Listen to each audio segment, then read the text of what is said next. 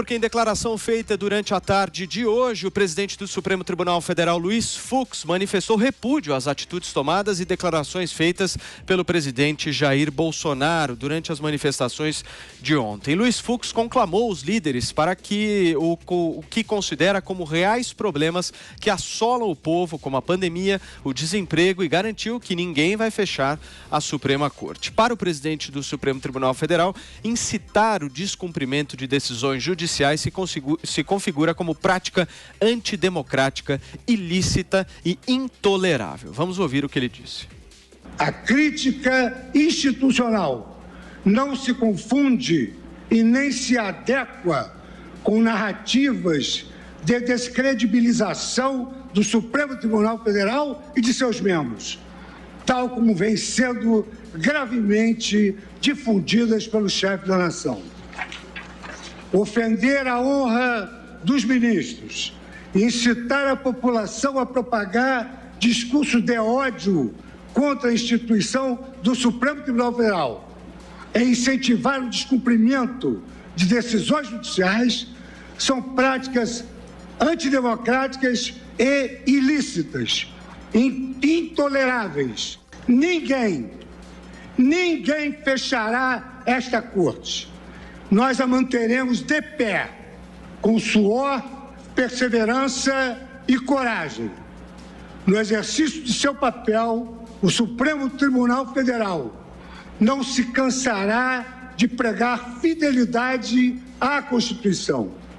E ao assim proceder, esta Corte reafirmará, ao longo de sua perene existência, o seu necessário compromisso com o regime democrático, com os direitos humanos e com respeito aos poderes e às instituições deste país. Tá aí o discurso do presidente do Supremo Tribunal Federal, Luiz Fux. A gente vai comentando ao longo do programa toda a repercussão. Tem PGR falando, tem presidente da Câmara, tem fala do Jair Bolsonaro, mas a gente vai ouvir agora o comentário do Serrão. Justamente, Serrão, sobre essa fala do Fux, uma fala firme, uma fala muito forte mesmo em reação às falas que também foram firmes do presidente Jair Bolsonaro. Mas aí eu quero saber de você, no que isso vai dar? Olha, saudações, meus amigos e amados haters. A gente está vendo que isso vai dar em problema, porque os poderes no Brasil não estão definitivamente conseguindo baixar a bola. Ontem houve sim uma dura crítica do presidente Bolsonaro ao Supremo, a ministros do Supremo, mas também houve críticas do povo. E não adianta dizer que é o presidente que está incitando, não. Não, a população não está satisfeita com os ministros, alguns ministros do Supremo Tribunal Federal. Isso, na minha avaliação, é um fato gravíssimo. Tanto que até num discurso num caminhão ontem na Avenida Paulista, eu até chamei atenção para isso. Nós, cidadãos, temos que aplaudir o Supremo Tribunal Federal como instituição. O guardião da Constituição tem de existir. Inclusive no Brasil, é certo que o STF tem que voltar a ser o guardião da Constituição e não um tribunal que julga tudo e qualquer coisa.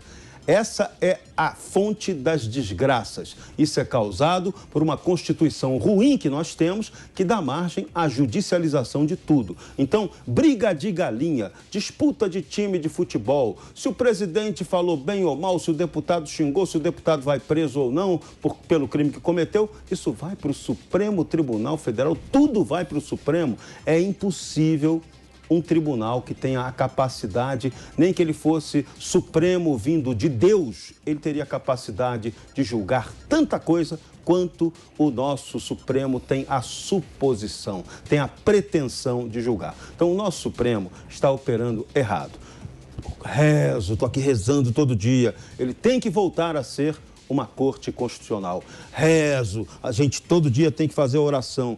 Vamos ter no Brasil uma Constituição melhor do que essa de 88, que segundo o seu criador, Ulisses Guimarães, ela já nasceu ruim, porque ela precisava de revisão prevista já na própria gênese dela. Agora, o próprio Ulisses lembrava um fato importante. A Constituição, a lei, tem que ser cumprida. Ela deve ser questionada do ponto de vista da opinião, mas ela tem que ser cumprida. Então, nós temos que entrar num novo modelo no Brasil, numa discussão realmente democrática entre os poderes. Por isso, é hora sim, o presidente Jair Bolsonaro vai ter que baixar o tom, a paciência dele, o estilo dele e negociar com os demais poderes. Sei que é horrível. A gente, quando vai falar, mas como é que eu vou negociar com o inimigo? Vou negociar com aqueles que não querem o bem do Brasil ou o meu próprio bem?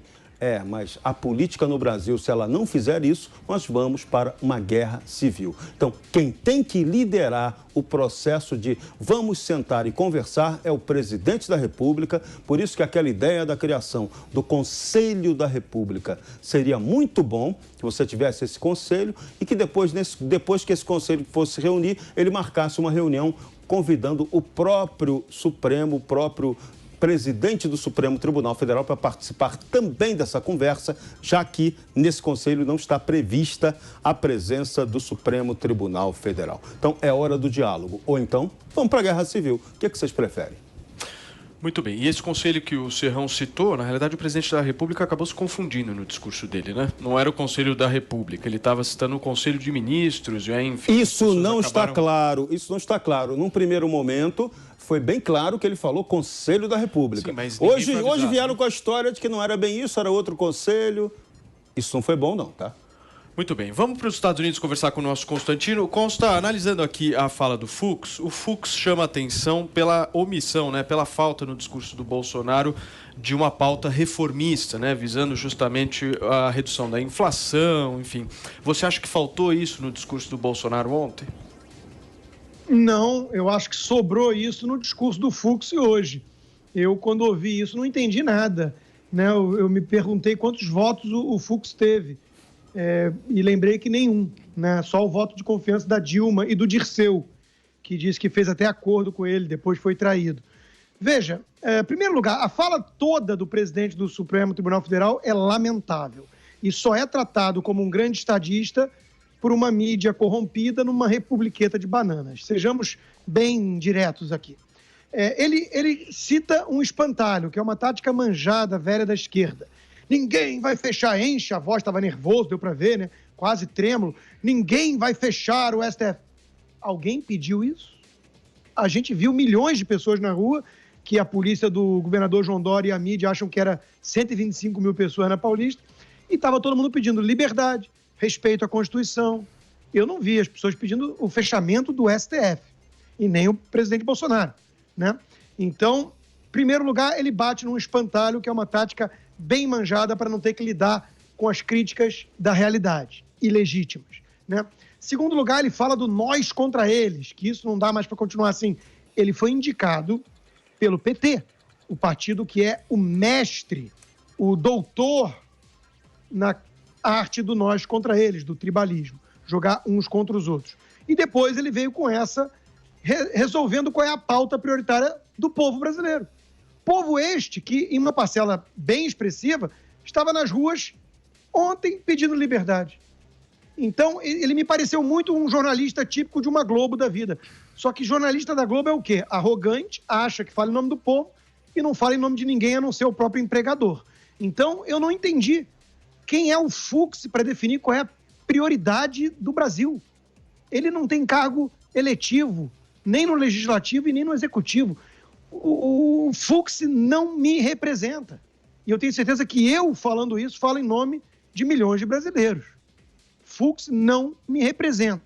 Ele representa um poder que deveria ser o guardião da nossa Constituição e que vem rasgando essa mesma Constituição com enorme frequência, motivo pelo qual muitos patriotas foram protestar nesse 7 de setembro. Então, há uma desconexão total entre narrativa e realidade, tanto por parte da mídia, como por parte desse STF, como por parte do establishment, que quer uma democracia de gabinete, uma democracia sem povo. Estava tudo muito perfeito, não fosse esse pequeno incômodo no caminho, essa pedra no caminho, que é o povo. Então, veja, ninguém vai desobedecer uma ordem, senão isso pode ser impeachment e tudo. Caberia dizer isso para o novo queridinho da imprensa, o Renan Calheiros, que em 2016, quando recebeu uma decisão do Supremo, assinada pelo Marco Aurélio Mello, se recusou a atender. E aquilo foi motivo até de disputa dentro do STF, em que Gilmar Mendes queria o impeachment do Marco Aurélio Mello, por ter dado essa decisão ao Renan Calheiros, né? Então, veja que há precedentes em recusar certas decisões, né? Quero lembrar aqui que o caminho é muito perigoso quando a gente acha que qualquer decisão... Essa máxima é muito bonita, né? Decisão judicial não se discute, se cumpre. Isso é muito bonito até um certo limite. Isso levou à reflexão da Hannah Arendt, no limite extremo, sobre a banalidade do mal, analisando ali burocratas do regime nacional socialista, né? Porque estavam apenas seguindo ordens, decisões. Então, há um limite. Aqui nos Estados Unidos, um dos grandes pais fundadores, Thomas Jefferson, sabia disso. Quando uma lei é absolutamente injusta e ilegítima, o indivíduo tem não só o direito, como o dever, talvez, de não cumpri-la, em nome da justiça. Então, é muito perigoso isso. É um discurso, né, para agradar a patota da elite, que quer a tal democracia sem povo, mas eu tenho certeza que isso vai jogar só mais lenha na fogueira do verdadeiro povo, que estava nas ruas pedindo justamente limite ao arbítrio supremo. Constantino, quando esse povo grita eu autorizo, o que quer dizer?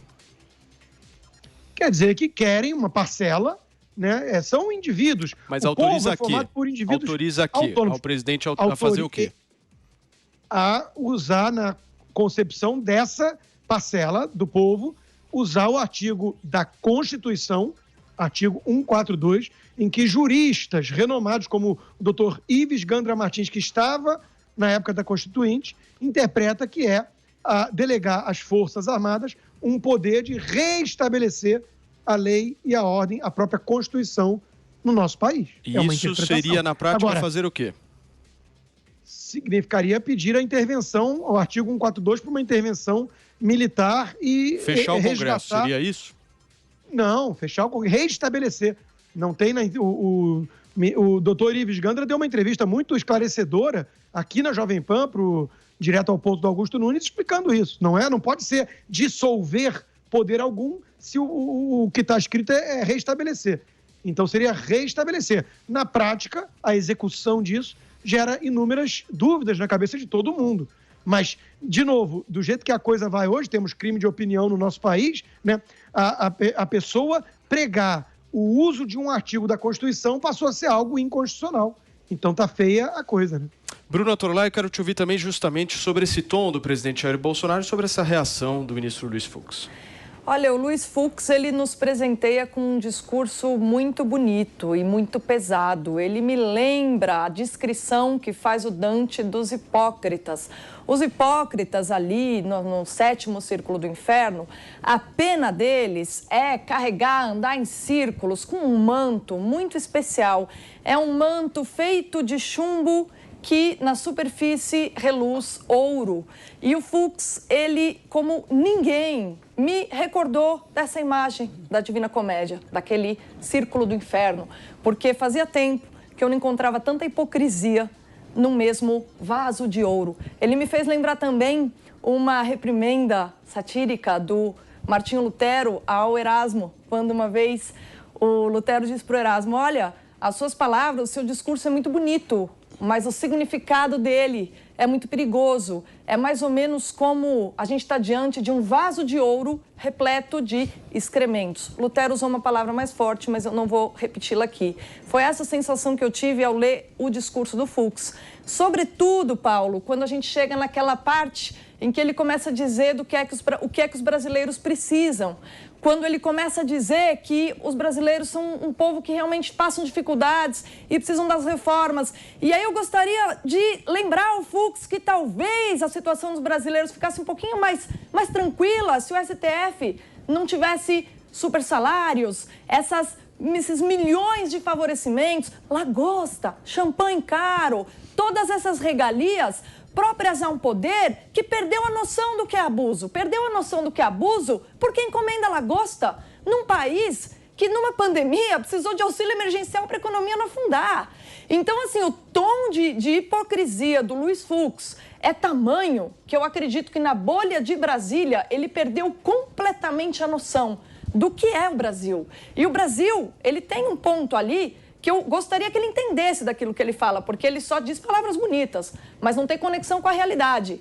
O Brasil está com problemas. Se a gente ficar nesse embate político que basicamente se fundamenta no fato de que a ala progressista das nossas forças políticas não aceita que o Partido Conservador, que é aquele representado por uma ala da sociedade, que defende lá a sua agenda, exista, porque esse é o problema, no final das contas. O problema do establishment é que direita não pode existir. Pode existir esquerda, em vários matizes. Direita está proibida, é inconstitucional. Então, esse é o problema de fundo. E aí, de repente, vem falar de que os brasileiros têm problemas assim, assim, assim. Pelo amor de Deus, se a gente tivesse justiça e se os ministros da mais alta corte dessem um exemplo, não procurando regalias, não procurando privilégios, talvez algum ponto ou alguma vírgula do discurso dele valesse alguma coisa. Mas aquele discurso, Paulo, muito sinceramente, independente do tom do presidente Bolsonaro, que muitas vezes não se acerta com as palavras, contudo ele é autêntico, né? É mais fácil analisar o discurso do Bolsonaro porque é autêntico, ele fala o que ele pensa. No caso do Fux é mais difícil, porque é um manto de ouro pesado e difícil de engolir. Muito bem, a gente vai continuar repercutindo aqui no 3 em 1 todas as falas em relação à manifestação de ontem. E olha, a gente já em tom mais brando, o Procurador-Geral da República, Augusto Aras, defendeu a harmonia entre os poderes. É na democracia que mulheres e homens livres realizam-se em sua existência. Reafirmamos que, juntos, trabalhando por uma sociedade livre, justa e solidária, aperfeiçoaremos a nossa democracia. E olha, gente, continuando aqui com as nossas falas, as nossas repercussões aqui, para o presidente da Câmara Federal, Arthur Lira, a Casa Legislativa é o motor de pacificação. Vamos ouvir. Na discórdia, todos perdem, mas o Brasil, a nossa história, tem ainda mais o que perder. Nosso país foi construído com união e solidariedade e não há receita para superar a grave crise socioeconômica sem estes elementos. Esta casa tem prerrogativas que seguem vivas e quer seguir votando e aprovando o que é de interesse público. E entende e estende a mão aos demais poderes para que se voltem para o trabalho, encerrando desentendimentos. Por fim, vale lembrar que temos a nossa Constituição, que jamais será rasgada. Tá aí a fala do presidente da Câmara dos Deputados, Arthur Lira. Constantino, se a gente comparar essas duas falas com o Fux, como é que você vê? São mais serenas, um tom de apaziguamento, mas veja, o presidente Arthur Lira, que vem tentando agir como bombeiro, é o papel dele até, acho que ele está no papel dele, mas ele disse que a Constituição não será rasgada, ele está um pouco atrasado, né? A Constituição já foi rasgada algumas vezes, começou com vontade lá atrás, quando Lewandowski, amigo da família do Lula, indicado pelo Lula, preservou ali os direitos políticos da Dilma Rousseff, que acabara de sofrer impeachment, né? Muito claro esse artigo ali na Constituição. Então, a Constituição vem sendo rasgada faz tempo. Outra coisa, Paulo, que eu penso é que não pensem que eu deseje algum tipo de confronto, né, de guerra. Obviamente, como disse o Serrão no início, isso tudo é muito preocupante. Ninguém sabe onde uma coisa dessa pode parar. Mas eu tampouco aceito como cidadão brasileiro um apaziguamento que na prática signifique a subserviência ou o extermínio da direita, como a Bruna tem apontado aqui. O que não querem é o direito de existir dos conservadores, politicamente falando.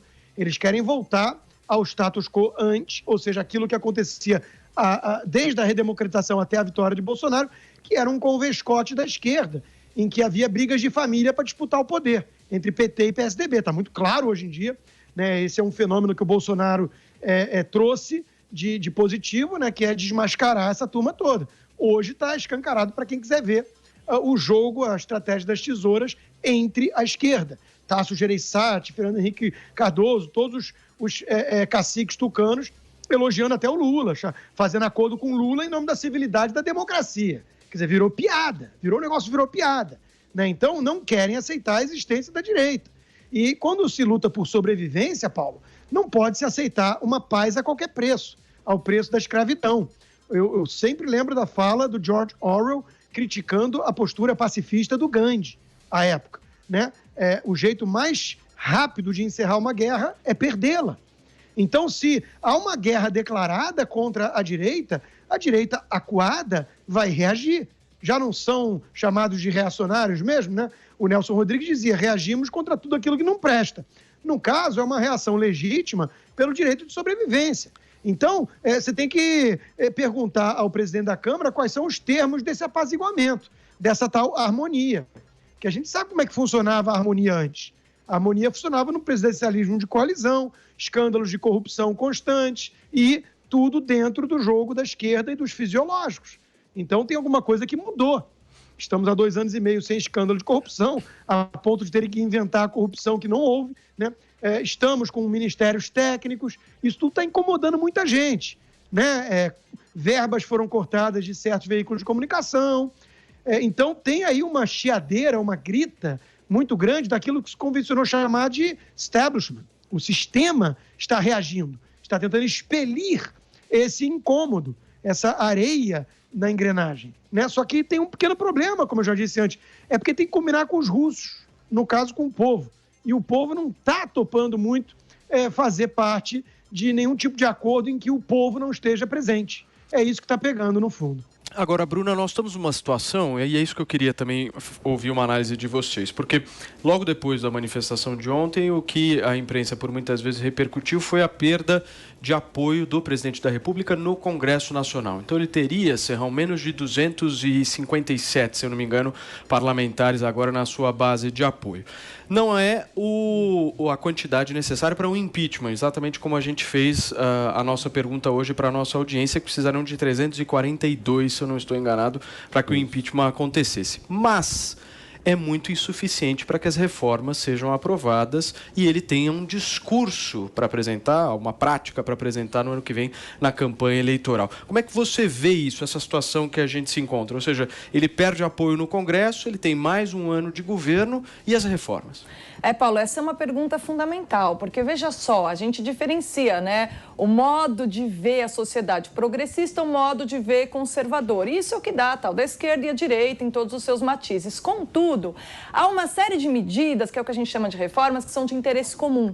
São aquelas reformas absolutamente necessárias para que o país simplesmente ande. E não importa se é a direita que está no poder ou se é a esquerda que está no poder.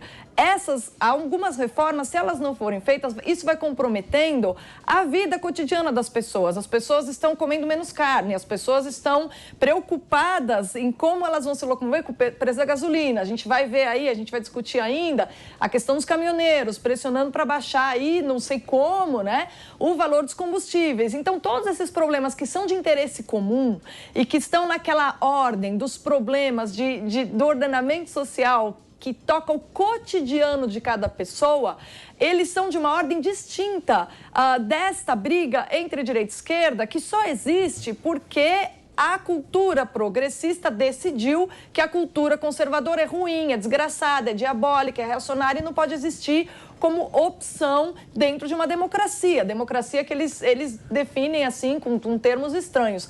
Agora, evidentemente que se reformas não forem aprovadas e a situação do brasileiro ficar cada vez pior, é muito provável, isso pode acontecer, que nas próximas eleições o Bolsonaro seja visto como alguém que foi incapaz, foi inábil para fazer com que as reformas andassem, independente desta necessidade que a direita vive de se impor como uma opção legítima dentro do quadro político. Então as coisas têm que andar juntas e aí eu acho que o Serrão ele tem muita razão quando ele diz, olha, a presidência é uma cadeira elétrica? Mas aquele que está sentado nela tem de ter paciência, tem de conversar e nesse sentido eu acho que o Arthur Lira, ele foi correto, porque embora eu entendo o que o Constantino falou, mas o parlamento, o Congresso, ele realmente está nas mãos dele pacificar essa briga entre judiciário e executivo, essa é a função. Então o Arthur Lira, ele abriu aí, estendeu a mão, esperemos, né?